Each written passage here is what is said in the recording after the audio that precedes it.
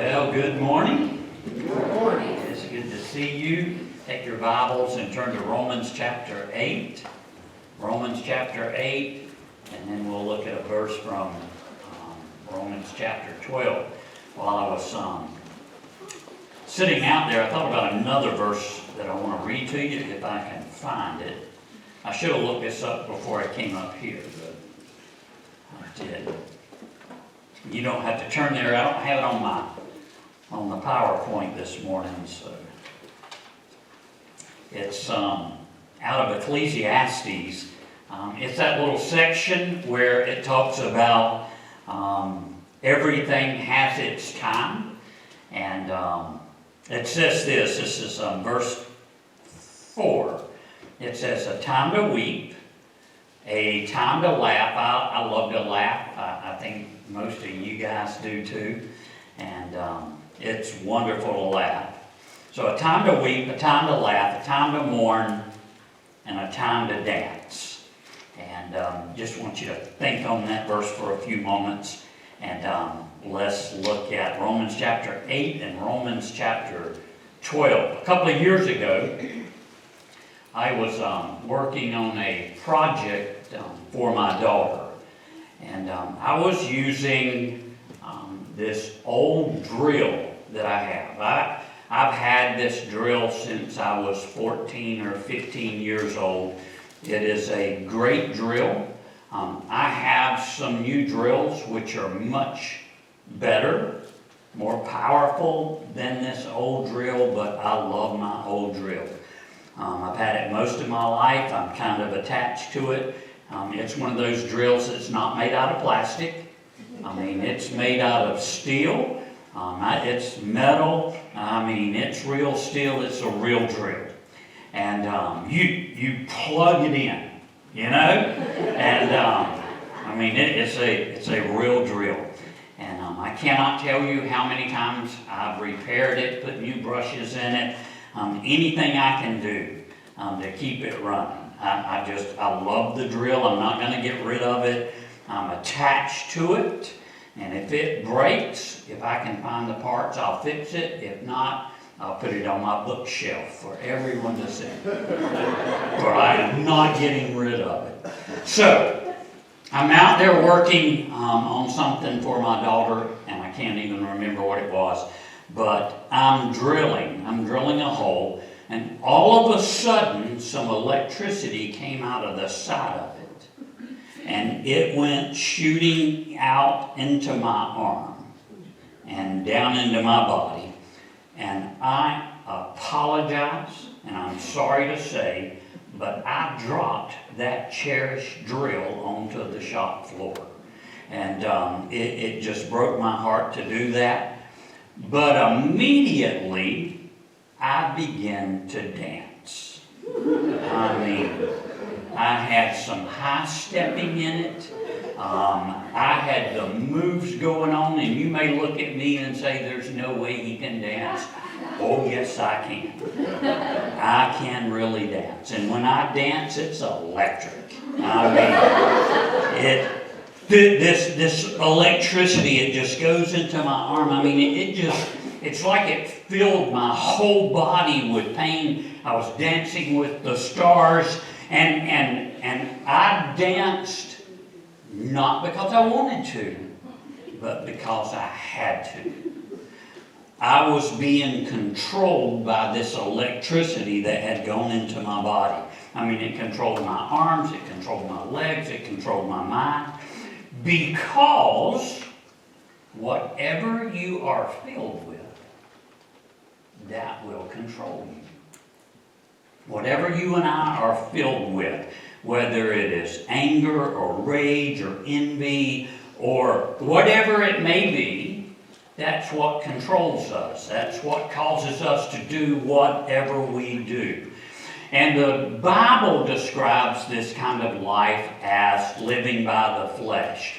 And it teaches us that as we are living by the flesh, it will be seen in some negative ways, like bitterness or anger or rage or resentment or frustration or worry or whatever's controlling us.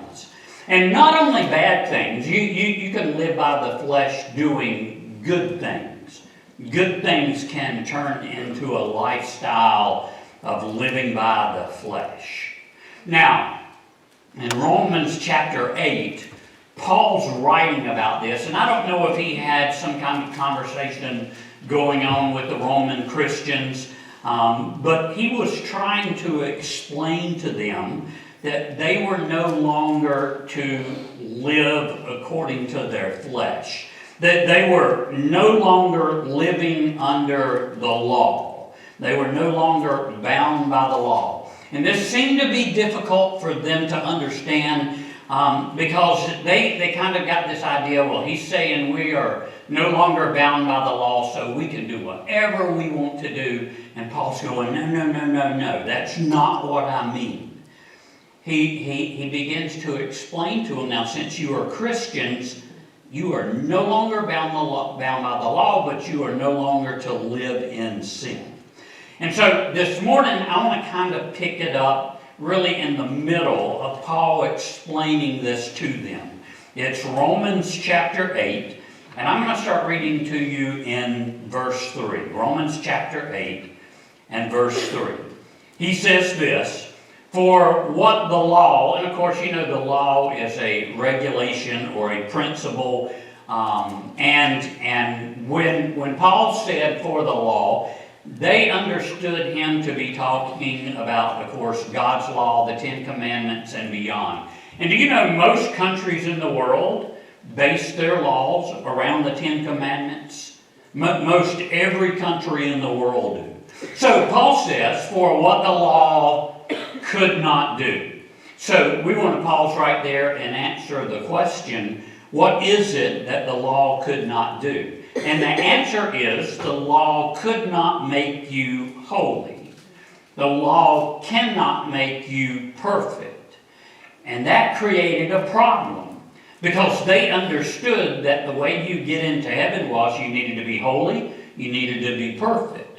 So the problem was if the law can't make you holy, if the law can't make you perfect, then it cannot save you. And so this was troublesome to them. And some would ask, well, if it cannot save you, if it can't make you holy, if it can't make you perfect, what good is the law? And Paul would later go on to explain to them, well, it was a guide. It's a guide for you and I to know the difference between right and wrong, to know what is sin and what is not. So the law was very important and it's very good. There are not many in our world that truly want to live in a lawless society.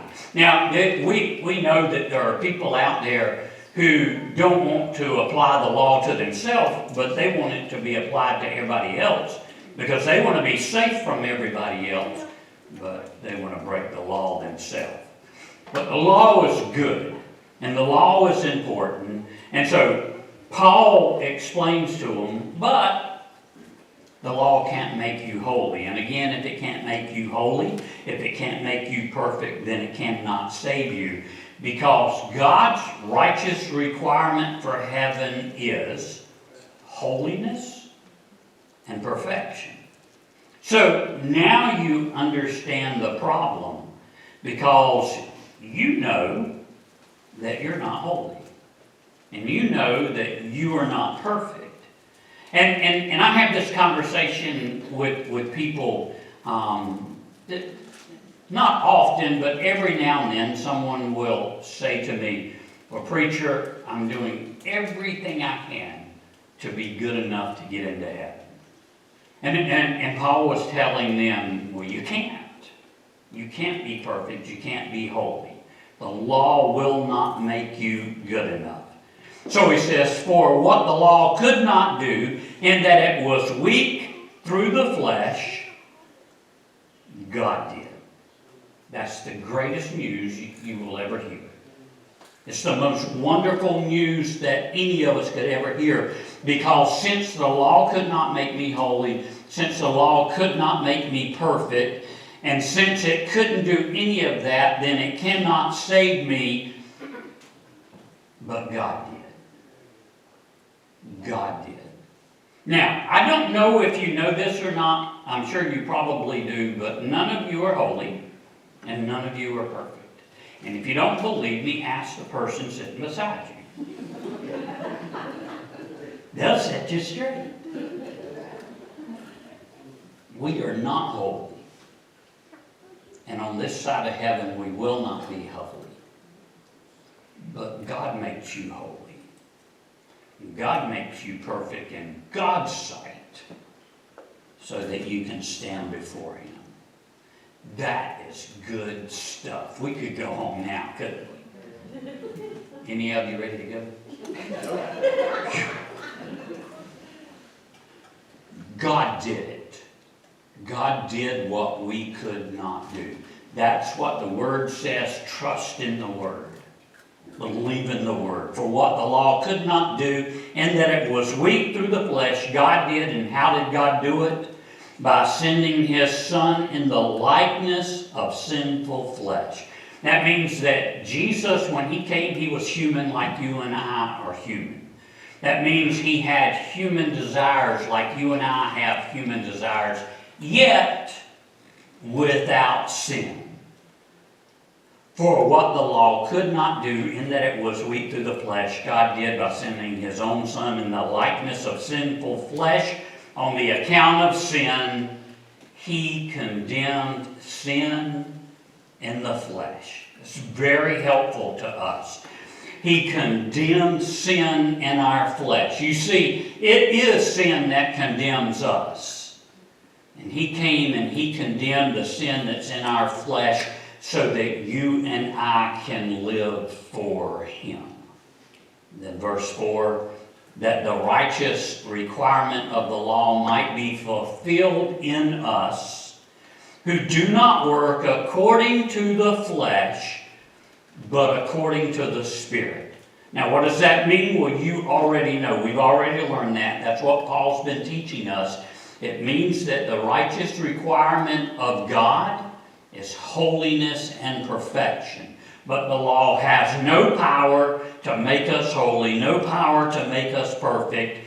We can't make ourselves perfect. We are in eternal trouble until God came up with the solution, Jesus. Christ came, He died on the cross, He shed His blood, and all of those who trust Christ as their Lord and Savior, His blood covers our sin. And when we stand before God, we stand before God holy and perfect in Jesus Christ. Great news. Most wonderful news. And now, because of what Jesus did for us, we are to no longer live according to our sinful nature. For most of us, that's probably our biggest battle. The battle with sin is a struggle. It reminds me somewhat of trying to eat healthy. I don't know if any of you try to eat healthy, but that can be a struggle. I mean, when you're eating broccoli for breakfast, broccoli for lunch, broccoli for supper, and broccoli for snack, it's a struggle. When you're eating broccoli 4 times a day, if you want to see a battle with the flesh, wait till you're eating that all day long, and then you pull up beside a Krispy Kreme. Then you will see and understand what the battle of the flesh is all about. You know that the doctor told you to eat broccoli if you want to be healthy. But the hot sign is on. The hot sign is on. And now you're sitting in your car and you're talking to yourself. And you're saying, I'm not going to stop, I'm not going to stop, I'm not going to stop. The right thing for me to do is just to keep on driving until you get to the turning.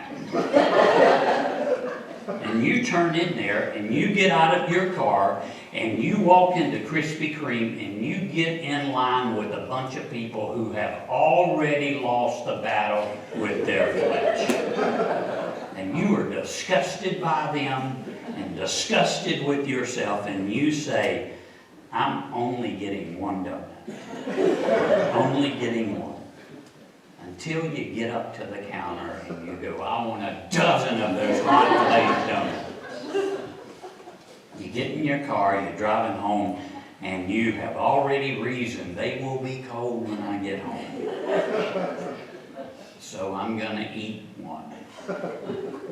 By the time you get home, you have eaten 6. There's icing everywhere, all over the car, all over you, because you fought the flesh and the flesh won.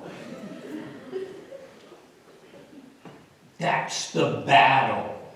This battle with our flesh. And our heart tells us that the standard of God is how I should be living, and our flesh says I would rather do this.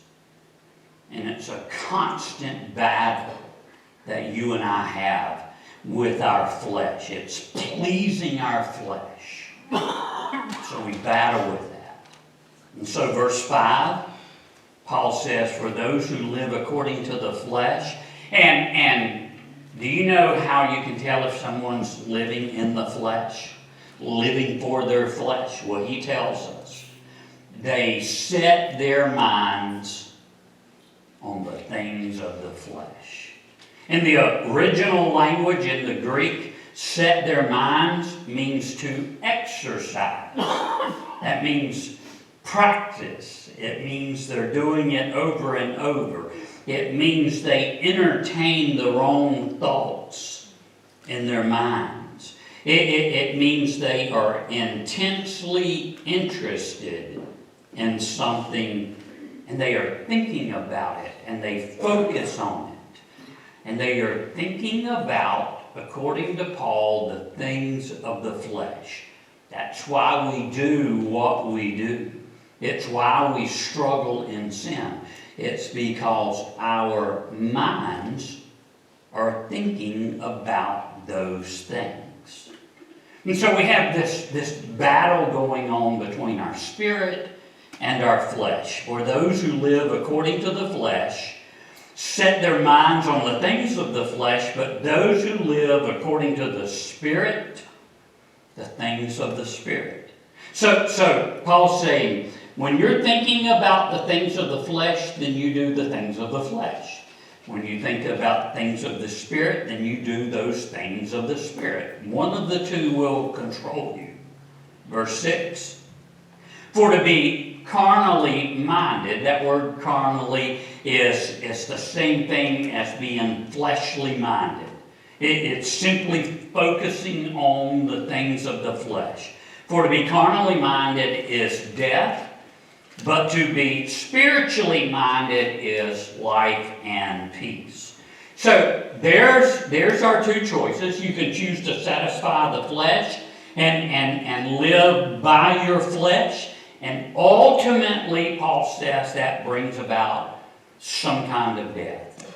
And he's certainly talking about a physical death and also a spiritual death. Living by the flesh brings about death and all kinds of things. You see it in relationships and situation and all things of things. Just on and on and on. Things can die. Or you can choose to live by the Spirit. You can set your mind on the things of the Spirit, and then you will do the things of the Spirit. And that will bring you real life and peace. And most people would love to have peace in their life. And Paul says that's how you have it. So, real simple test here to know if you're living by the flesh or living by the Spirit. Just look and see what's going on in your mind most of the time. You're not perfect, but what happens in your mind most of the time? And you'll be able to see if you are either controlled by the Spirit or controlled by your flesh. It's whatever you have on your mind most of the time. And if we are controlled by our flesh, it's a real problem. Verse 7, because the carnal mind is enmity. And that is often translated to the word hostile. It means to be in opposition to God. It is opposition to God and God's ways. And an unsaved person cannot live a holy life because he doesn't have Christ living in him. He doesn't have that godly nature. His mind is against God.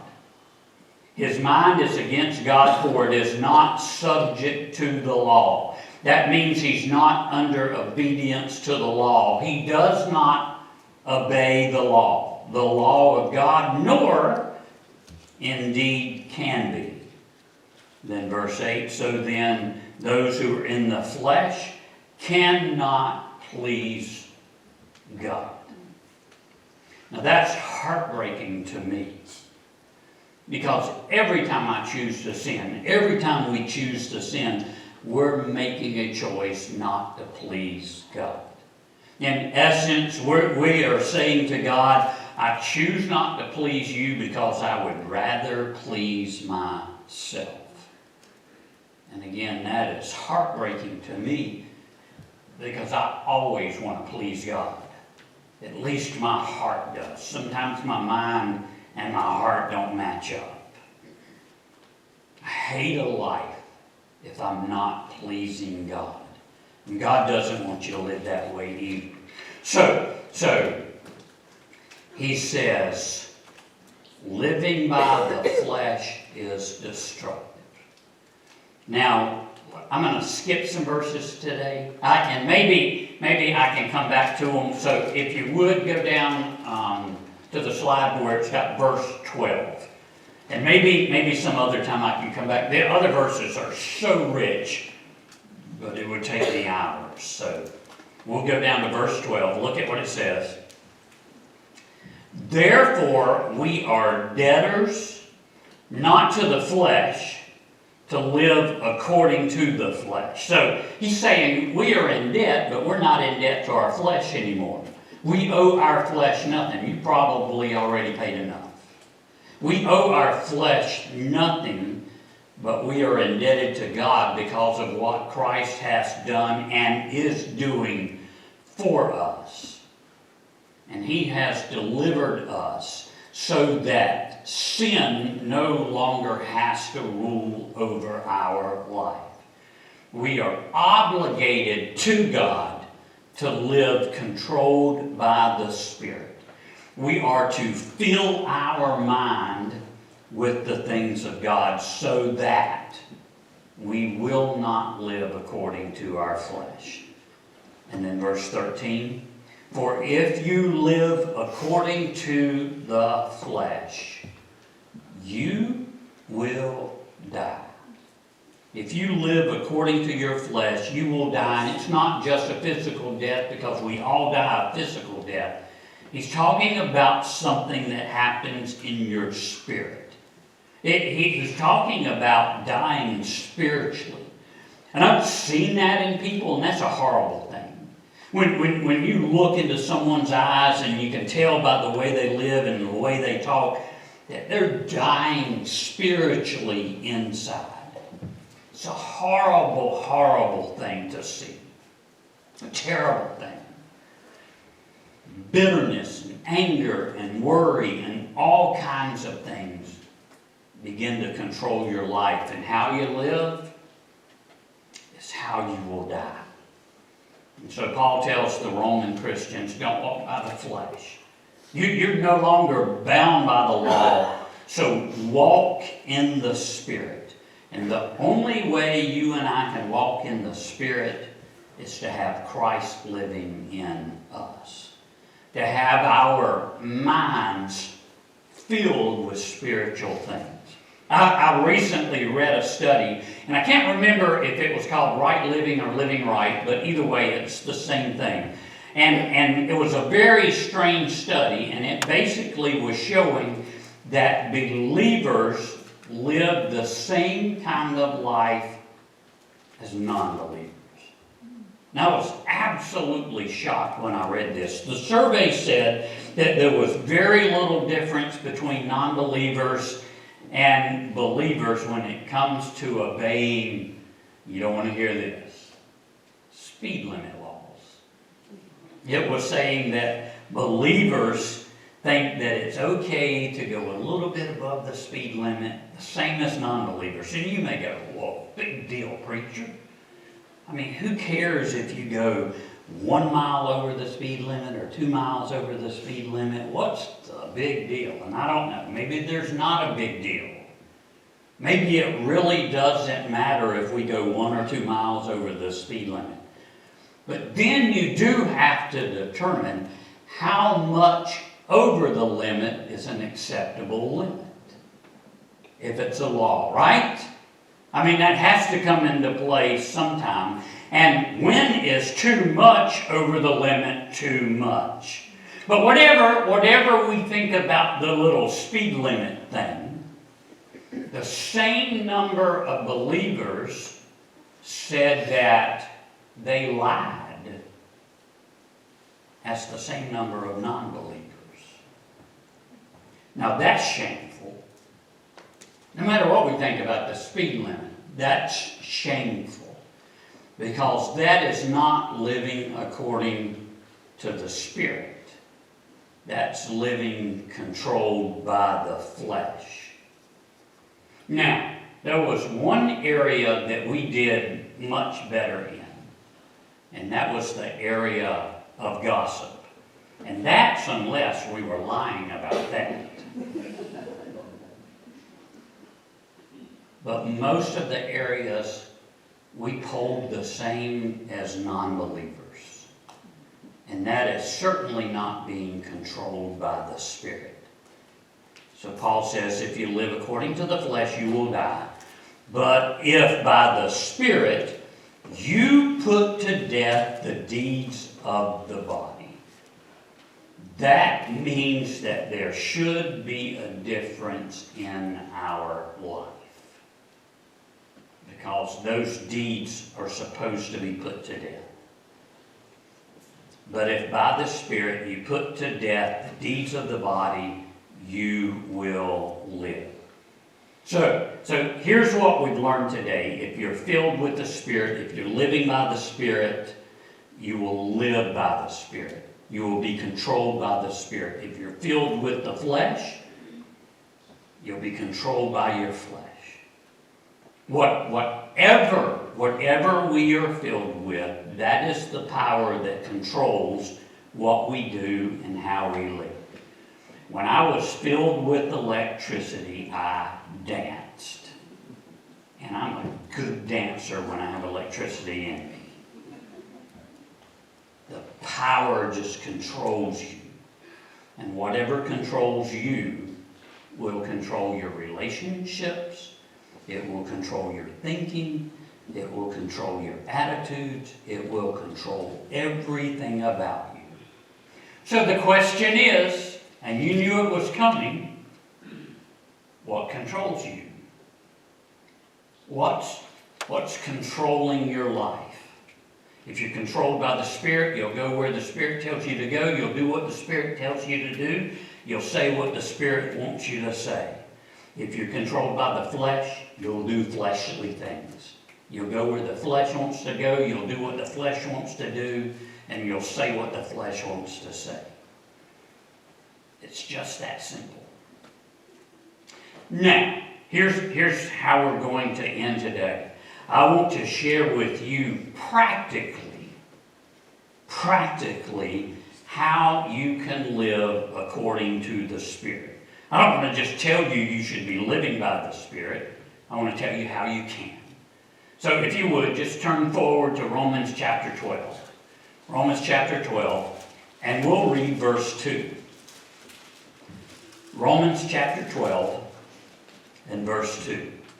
Here's some great advice for us. And do not be conformed. That simply means don't be like. Don't be like. Do not be conformed to this world, because the world is all about satisfying the flesh, fulfilling the flesh, doing fleshly things, living in fleshly ways. So do not be conformed to this world, but, and that would be us, but you guys, all of us, but we are to live according to the Spirit.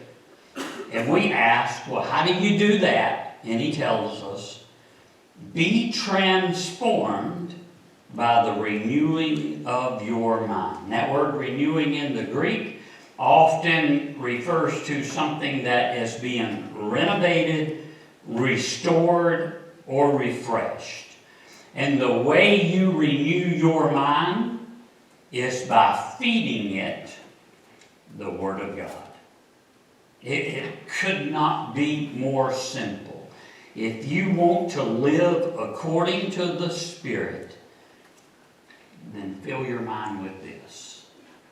Because you will be thinking on these things.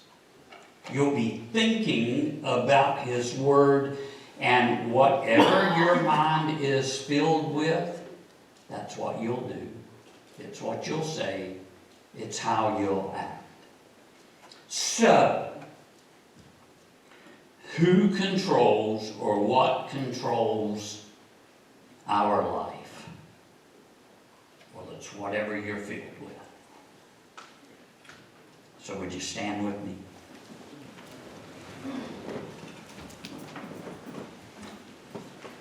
What controls you? I am pretty sure you know the answer to that question. That's not a difficult question to answer. So, would you take a moment this morning and allow God to speak to you? And whatever He's saying to you, He may be saying to you, you need to be more controlled by the Spirit. He may point out to you, you've got these fleshly things going on. You can get rid of them and replace them with the things of the Spirit. Whatever God's saying to you, I invite you, if you'd like, you can come and get around this altar and pray. You can pray right where you're standing. But as God speaks to you, you respond to Him as we sing.